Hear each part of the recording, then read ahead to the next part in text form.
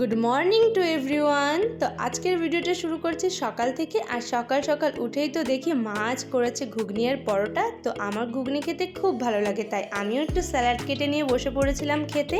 তারপরেই চলে এসেছিলো ফ্লিপকার্ট থেকে দুটো পার্সেল। তো চলো তোমাদের সঙ্গেও শেয়ার করি কী কী অর্ডার করেছিলাম।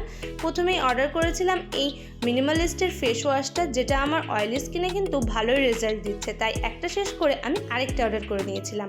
তারপরের পার্সেলটায় আছে এই পুজোর জন্যই আমি কিনেছি মার্স কসমেটিক্সের থেকে ওদের ফাউন্ডেশন, আর এটার শেড হলো 6.5। এই ফাউন্ডেশনটা শুনেছিলাম ভালোই ফুল কভারেজ দেয়, তার জন্যই আমি অর্ডার করেছিলাম। আর সত্যি দেখলাম ফাউন্ডেশনটা কিন্তু খুব ভালো।